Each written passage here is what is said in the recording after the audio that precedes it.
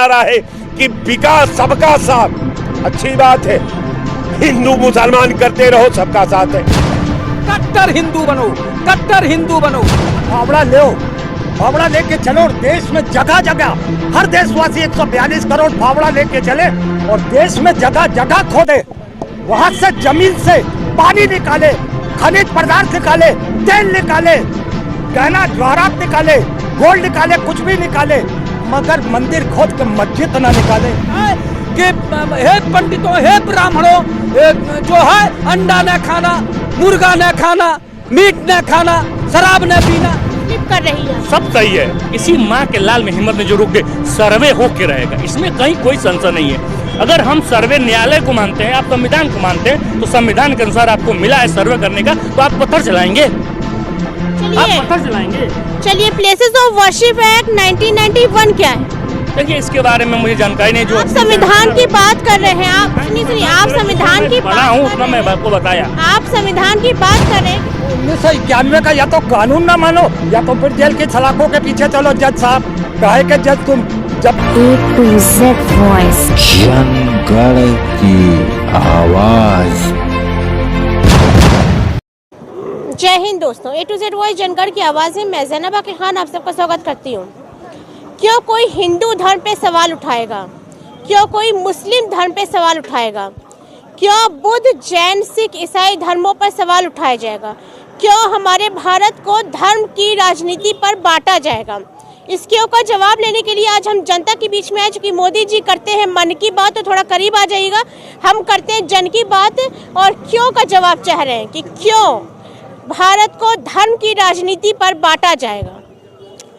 देखिए, धर्म की राजनीति, धर्म तो सबके पास है, चाहे वो सिख हो, ईसाई हो, मुस्लिम हो, हिंदू हो।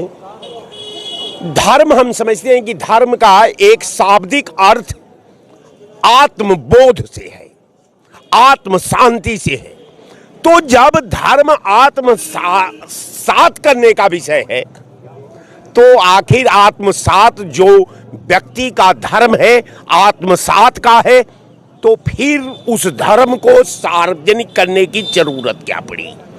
ये किसने कहा कि आप अपने धर्म का सड़क पर नंगा नाच करो? आप जो है धर्म के नाम पर समाज के सद्भाव में जहर डाल दो।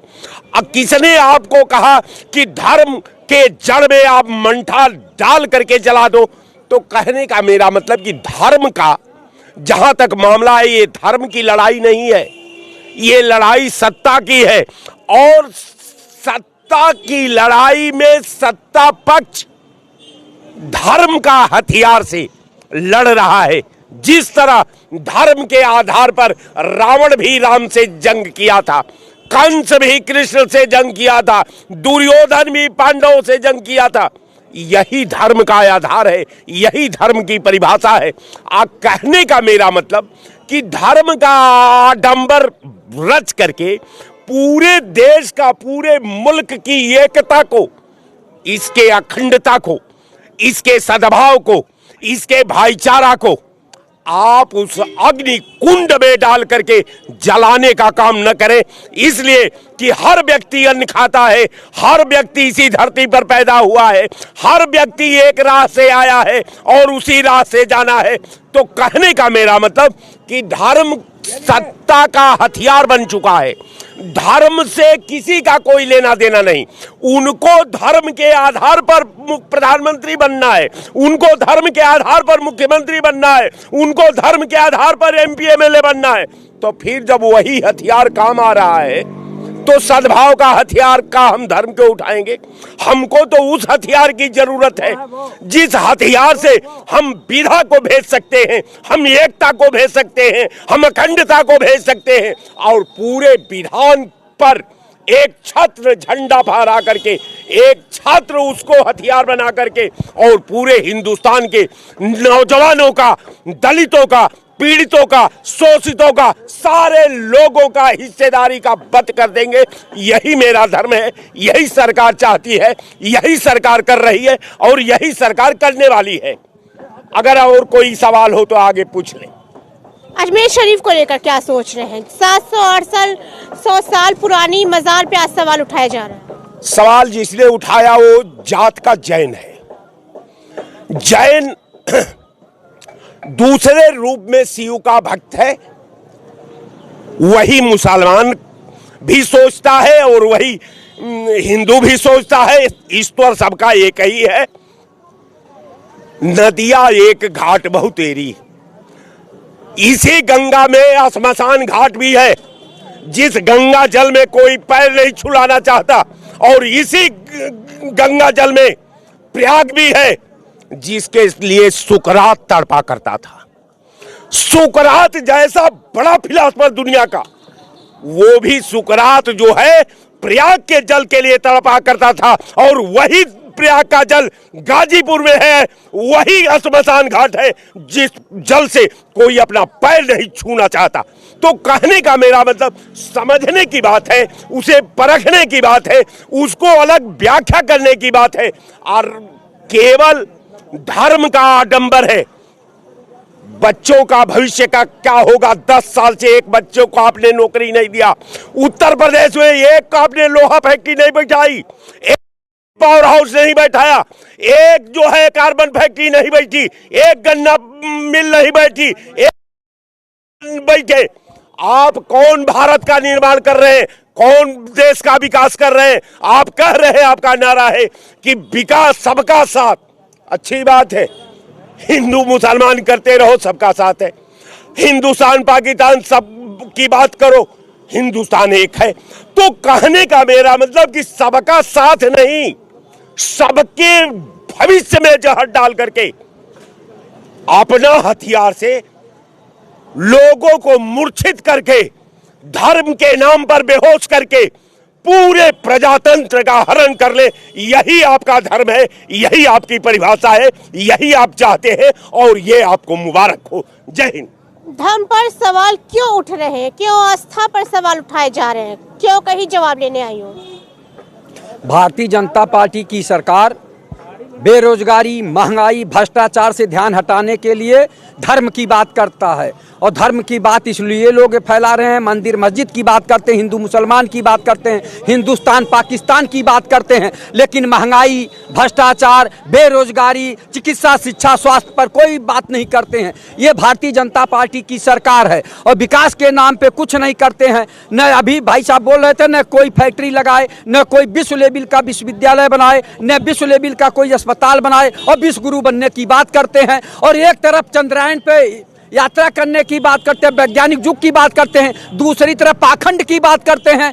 एक चल दिए हैं वहां बागेश्वर धाम से, वो धर्म का प्रचार कर रहे हैं, चरित्र निर्माण की बात नहीं कर रहे हैं, चरित्र निर्माण की बात नहीं कर रहे हैं, समान शिक्षा के अधिकार की बात नहीं कर रहे हैं, बेरोजगारी की समस्या को नहीं बता रहे हैं कि बेरोजगारों को रोजगार दिया जाए, भ्रष्टाचार समाप्त करने की बात नहीं कर रहे हैं, महंगाई की बात नहीं कर रहे हैं कि महंगाई समाप्त किया जाए, लेकिन कर क्या रहे हैं? कट्टर हिंदू बनो, कट्टर हिंदू बनो। कट्टर हिंदू बनने से क्या दे देंगे आप?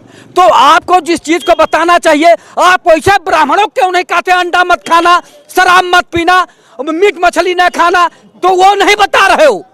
सबसे ज्यादा तो यही लोग हैं। तो ये चरित्र निर्माण की बात करें, जब जनता भारत की उनको देखकर चलती है, तो ये करते हैं कि हे पंडितों, हे ब्राह्मणों, जो है अंडा न खाना, मुर्गा न खाना, मीट न खाना, शराब न पीना, ये नहीं बोल रहे हैं, केवल कह रहे हैं कट्टर हिंदू बनो, कट्टर हिंदू बनो का नारा दे रहे हैं, लेकिन चरित्र निर्माण की बात नहीं कर रहे हैं कि पहले चरित्र निर्माण करो, भ्रष्टाचार देश से समाप्त कराओ, महंगाई समाप्त करो, बेरोजगारी समाप्त करो। तो ये काम तो बताना चाहिए जो आए हैं बागेश्वर धाम से, लेकिन उन्हें तो एमपी एमएलए बनना है ना, तो एमपी एमएलए और मुख्यमंत्री बनने की राह पे चल रहे हैं। वो धर्म का प्रचार नहीं कर रहे हैं, वो अपना हित साधने के लिए चल दिए हैं वहां से। और तमाम इस तरह के अंधभक्त कह रहे हैं कि वो तो भगवान स्वरूप है। अगर भगवान स्वरूप थे तो हाथरस में जो वो बाबा के यहाँ घटना घटी थी, 121 लोग मर गए थे, तो क्यों नहीं ये जाके जिंदा कर दिए?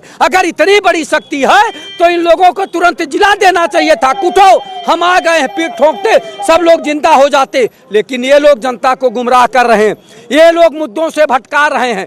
यहाँ गरीबी, बेबसी, लाचारी में लोग जी रहे हैं, भूखमरी में जी रहे हैं, 81 करोड़ जनता को 5 किलो राशन पर गुजारा करना पड़ रहा है। तो अगर 140 करोड़ जनता में 81 करोड़ लोग जो है 5 किलो राशन ले रहे हैं तो कैसे विश्वगुरु बनेंगे।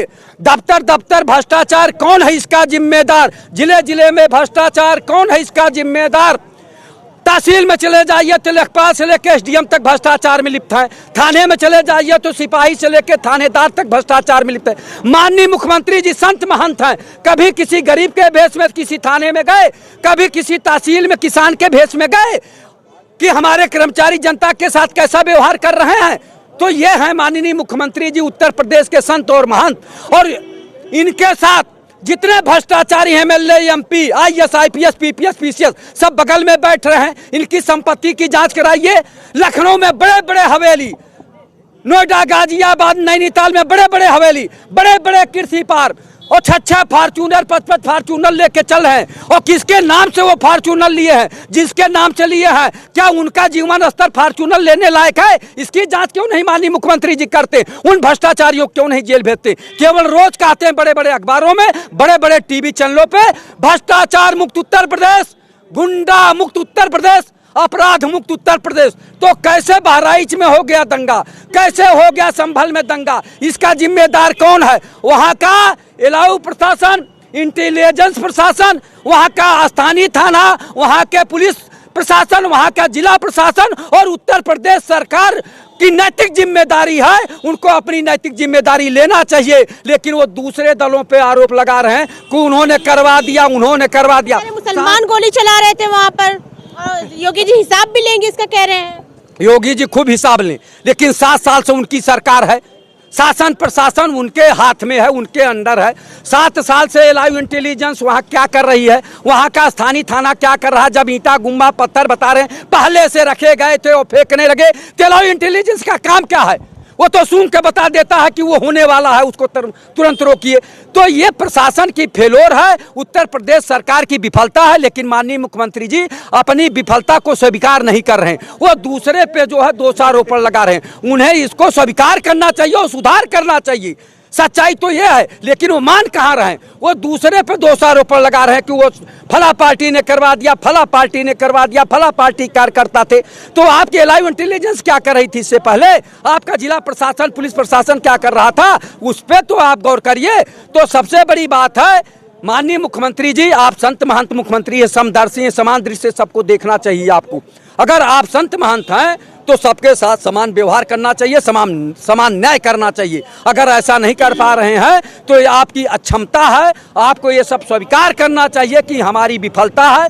और इस विफलता से सीख लेनी चाहिए कि आगे कोई ऐसी घटना न घटे कि जो हृदय विदारक हो। वो गरीब के बच्चे मारे गए, किसी एमएलए, एमपी और जमींदार के बच्चे नहीं थे, वो गरीब के बच्चे थे जिनको गोली लगी। तो इस पे उनको जो है बड़ा दिल दिखाना चाहिए और जो है पुनः ऐसी पुनरावृत्ति न होने पाए कि इस तरह की घटना प्रदेश में न होने पावे।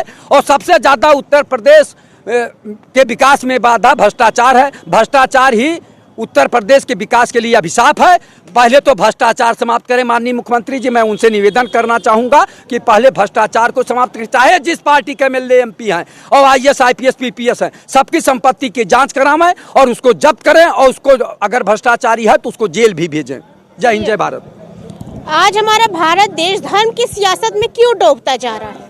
देखिए, जैसे कि 2 हमारे महान भावों ने बोला पहले कि कौन सी फैक्ट्री बैठाई, कौन सा स्कूल बैठाया, कौन सा कॉलेज, कौन सा अस्पताल बैठाया। अरे इस सरकार ने तो देश का ही बंटाधार कर दिया, देश को ही कहीं ना कहीं बैठा दिया। मुझे रवीश कुमार जी का एक वीडियो मैं कल देख रहा था, उन्होंने कहा फावड़ा लो, फावड़ा लेके चलो और देश में जगह जगह हर देशवासी 142 करोड़ फावड़ा लेके चले और देश में जगह जगह खोदे, वहां से जमीन से पानी निकाले, खनिज पदार्थ निकाले, तेल निकाले, गहना जवाहरात निकाले, गोल्ड निकाले, कुछ भी निकाले, मगर मंदिर खोद के मस्जिद ना निकाले, मस्जिद खोद के मंदिर ना निकाले और मंदिर खोद के मस्जिद और मस्जिद खोद के मंदिर ना निकाले। मैं ये देश की जनता को कहना चाहता हूँ, अमीश कुमार जी ने बिल्कुल सही कहा है, जगह जगह खोदो, पानी निकालो, तेल निकालो, खनिज पदार्थ निकालो, गोल्ड निकालो, जो देश हित में काम आए। नफरत की दुकान इनकी बड़ी दिन से चल रही है।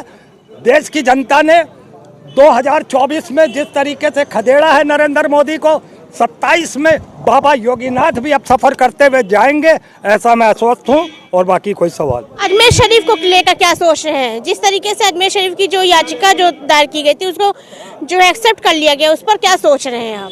तो मैं तो कई चैनल पर बोल चुका हूँ, उस जज को ही अरेस्ट कर देना चाहिए, उसको FIR करके उसको जज को ही अरेस्ट कर देना चाहिए। भाई 1991 के संविधान को जो नहीं मान रहा है वो भी तो आखिर मनुष्य है ना, कोई अफलातून तो है नहीं। उसने जब ऑर्डर किया तो उसने 191 को समझते हुए नहीं किया कि 1947 से पहले की जो यथास्थिति है उसी तरीके से बहाल रहेगी। तो 1991 का या तो कानून ना मानो या तो फिर जेल की सलाखों के पीछे चलो। जज साहब कहे कि जज तुम जब देश में नफरत बांटनी है, अगर सरकार के वो पिट्ठू बन के बोलना चाहते हो या उनके उसमें जब बोलना चाहते हो तो जरूर बोलो। और या तो फिर अब क्या कहें, इसमें तो हिंदू मुस्लिम का है। मैं पहले ही बोल चुका हूँ कि फावड़ा लेके मंदिर और मस्जिद मत तलाशो, फावड़ा लेके देश की उन्नति के लिए कुछ चीज़ निकालो ज़मीन से, तो मेरे को खुशी होगी। यही मेरा देश की जनता को मैसेज है। आज हिंदू मुस्लिम पर भारत को क्यों बांटा जा रहा है, क्या लग रहा है? देखिए, भारतीय जनता पार्टी कभी बांटी नहीं है। आपने कुंदरकी का चुनाव देखा, हिंदू मुस्लिम ने अपने एकता का परिचय दिया और वहाँ से रामवीर भैया चुनाव जीत के आए। देखिए, नफरत बांटने वाली समाजवादी पार्टी और कांग्रेस पार्टी इन अपने जब मंसूबे में कामयाब नहीं होती है तो तमाम तरह के अपवादे करती है, दंगा भड़काती, हिंसा। आपने देखा 2012 से लेकर 2017 तक पूरा मुजफ्फरनगर से लेकर पूरे प्रदेश जल रहे थे। पूरे प्रदेश में गुंडा राज, माफिया राज, प्रदेश पूरा चरम सीमा पर था। माए बहने की इज्जत लूटी है, तो वो दिन ये लोग भूल गए। जब ये हार जाते हैं तो तमाम तरह की साजिशें करते हैं। ये बताइए, अगर ये लोग संविधान को नहीं मानते हैं, तुम भाई संविधान के अनुसार न्यायालय ने हमें सर्वे का रिपोर्ट दिया तो सर्वे होके रहेगा। इसमें किसी की माँ की हिम्मत में लाल में दम नहीं है। थोड़ा सा व्यक्तिगत शब्द का ध्यान दीजिए, थोड़ा व्यक्तिगत शब्द का ध्यान दीजिए, क्या बोल रहे हैं, क्या बोल रहे हैं? नहीं, व्यक्तिगत क्या सब, मैं किसी की माँ के लाल में नहीं, टंग स्लिप कर रही है, सब सही है। किसी माँ के लाल में हिम्मत ने जो रोक दे, सर्वे होके रहेगा, इसमें कहीं कोई संशय नहीं है। अगर हम सर्वे न्यायालय को मानते हैं, आप संविधान को मानते हैं, तो संविधान के अनुसार आपको मिला है सर्वे करने का, तो आप पत्थर चलाएंगे, आप पत्थर चलाएंगे। चलिए, प्लेसेस ऑफ वर्शिप एक्ट 1991 क्या है? देखिए, इसके बारे में मुझे जानकारी नहीं। जो आप संविधान की बात कर रहे हैं, आप सुनिए, आप संविधान की पढ़ा हूँ उतना मैं आपको बताया। आप संविधान की बात कर रहे हैं कि संविधान के अकॉर्डिंग सरकार चलिए। प्लेसेस ऑफ वर्शिप एक्ट 1991 क्या है? हमें इसके बारे में जानकारी नहीं है। जो बड़े अच्छे व्यक्तिगत प्रवक्ता होंगे वो देंगे। हम कार्यकर्ता हैं, जितना कार्यकर्ता कैसे उतना मैं बोला, बाकी लोग जो देखिए, places of worship act 1991, this act is conversion of any place of worship and for the religious character of any place of worship as it existed on 15 August 1947। जिस संविधान के लोग दावा कर रहे हैं वही संविधान का जो कानून है वो नहीं बता पाते हैं लोग। संविधान का यही नियम था कि 15 अगस्त 1947 के दिन से जो भी मॉन्यूमेंट, जो धार्मिक स्थल जो बने हुए हैं उसमें किसी भी तरीके के चेंजेस नहीं किए जाएंगे। चलिए, तो लोगों से बातचीत कर रहे थे अजमेर शरीफ को लेकर। इस वक्त जो सवाल और जो जवाब हो रहे हैं उसको लेकर तमाम चर्चा कर रहे हैं, लोगों से बातचीत कर रहे हैं। आपकी क्या राय है वो हमें कमेंट बॉक्स में ज़रूर बताइएगा। और संविधान के तहत ही हमारा देश चलना चाहिए, डॉक्टर भीमराव अम्बेडकर ने कहा था। और शायद जो लोग दावे करते हैं कैमरे पर आकर, वो संविधान को ही नहीं शायद पढ़ पाए हैं या संविधान को शायद समझ ही नहीं पाए। ये एक बड़ा सवाल है। आज हमारा भारत देश सियासी नदियों में किस तरीके से डूब रहा है ये भी आप देख रहे हैं। इस पर आपकी क्या राय है कमेंट बॉक्स में हमें ज़रूर बताइएगा। मोदी जी करते हैं मन की बात और हम करते हैं जन की बात। जय हिंद।